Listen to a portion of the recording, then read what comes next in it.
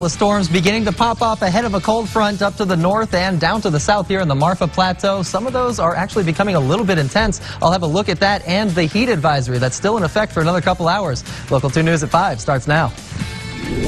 7 people involved in a 2-vehicle crash that killed 3. We'll have an update from this fiery scene. Also, an Amber Alert still issued out of Brewster County. The 15-year-old you need to be on the lookout for. And thousands of Basin residents are still dealing with hail damage. Hear how emergency management officials are responding. Live from Midland, Odessa, and Big Spring, we're Basin Trusted, Basin Proud. This is Local 2 News at 5 in HD. Good Friday evening, everyone. I'm Horace Brown. And I'm Katie Orth. It's great to have you with us for Local 2 News at 5.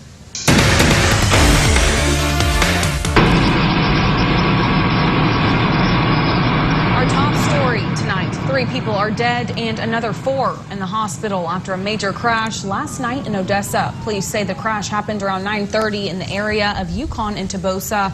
This is viewer video capturing the scene moments before first responders arrived to the scene as both vehicles completely engulfed in flames. Odessa police making an arrest in connection to that crash. Police say Mark Garrett was driving while intoxicated at the time of the accident and now faces 5 separate felony charges. Local 2's Haley Brooks joining us now in the studio with more on this tragic story. Haley. That's right, Katie. Odessa police tell me a Dodge Challenger driven by Garrett hit the back end of a van, causing both vehicles to erupt in flames with 7 people inside. A day later, a burnt landscape is all that's left behind.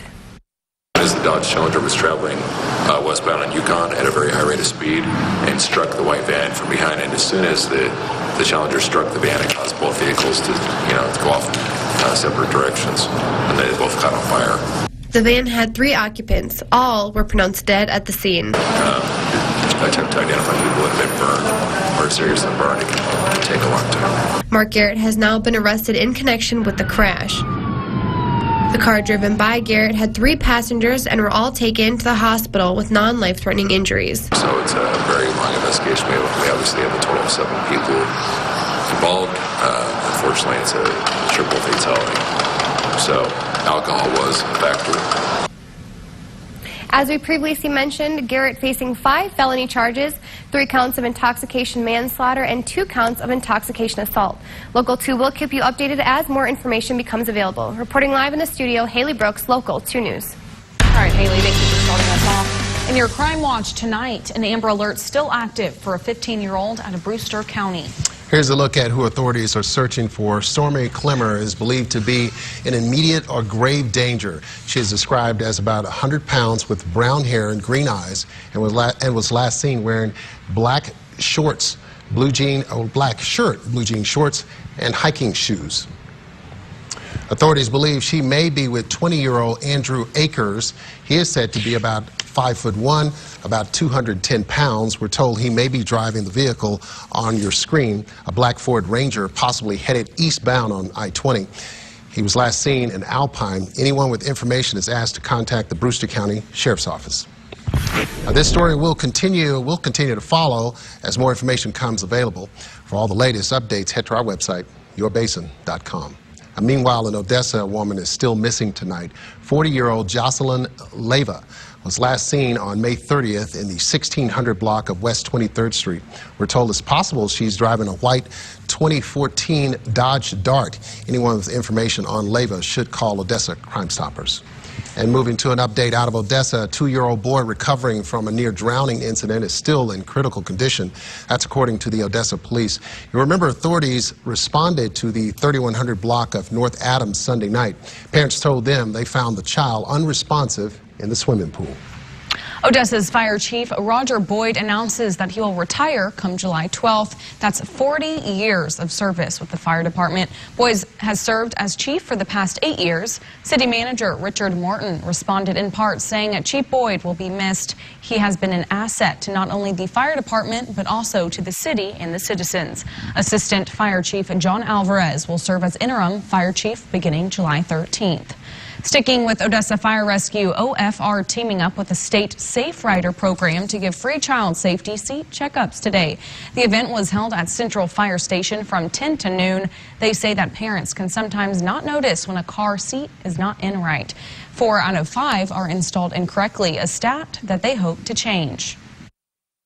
Mom and Dad, you need to lead by example. Wear your seatbelt. Check your car seats each and every time to make sure they're nice and tight. 4 out of 5 seats are installed incorrectly, and it can be as simple as tightening a harness or setting the seat nice and tight in the vehicle before a crash occurs. Low-income citizens who cannot afford a car seat have the option of attending a free training session with Odessa Fire Rescue in exchange for a free car seat. Well, it's been the talk of the town for the past 2 weeks. Insurance agencies calling a recent hailstorm the worst the Permian Basin has ever seen.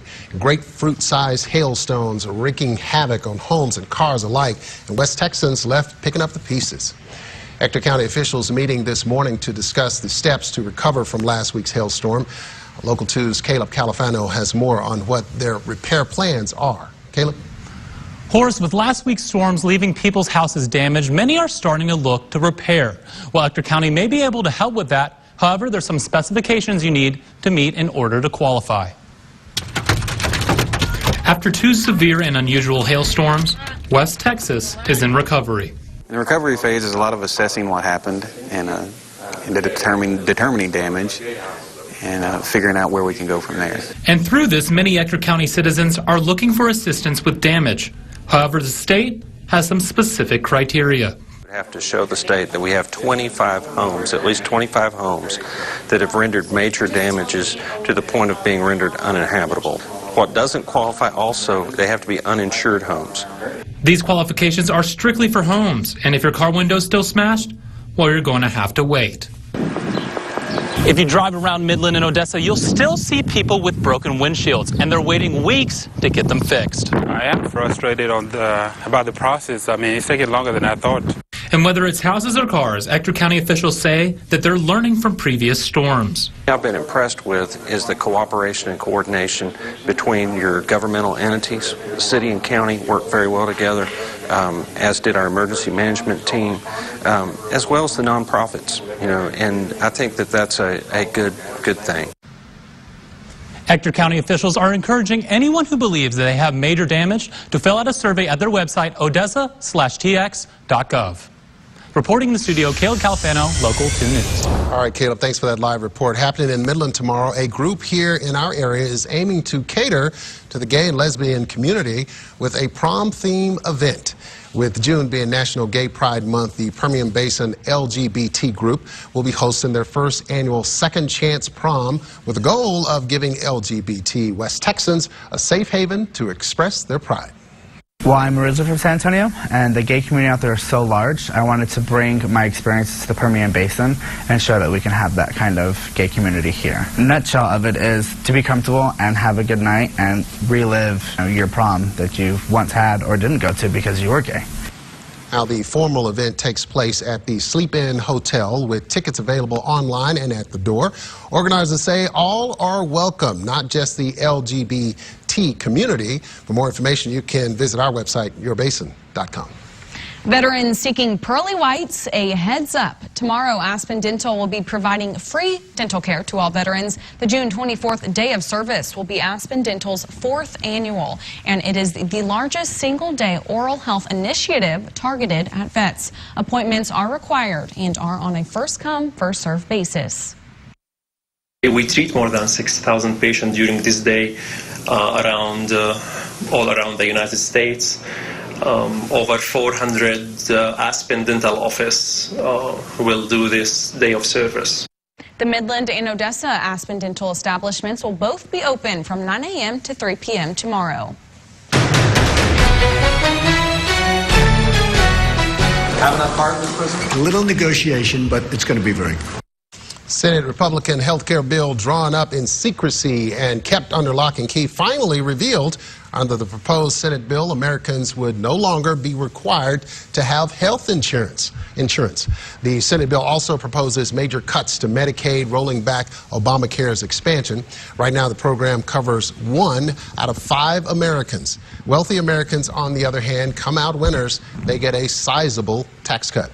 But Republicans could have a hard time passing this bill. Republicans can't lose 2 votes from their caucus, and already 5 conservatives are a hard no, including Senator Ted Cruz. Despite negotiations, Senate GOP leaders are still trying to get this bill passed before the July 4th recess. President Trump has signed legislation aimed at reforming the Department of Veteran Affairs. Trump signed the measure this morning at a ceremony in Washington. It gives the VA leadership more power to fire failed employees, as well as protect those who uncover wrongdoing at the agency. Reforming the VA was a key pledge for Trump on the campaign trail last year. Well, still to come, Howard County could be gearing up for another military exercise. Find out when and where the, quote, unconventional warfare exercise could take place. And grass pollen still giving a couple of us trouble. Keep that Claritin handy, still at high levels, but trees, mold, and weeds at low. Check out your Texan Allergy and Sinus Center online. Here's a look at the high temperatures so far, well above 100 degrees, giving us a little rain. I'll have a look at that rain in the full forecast after the break.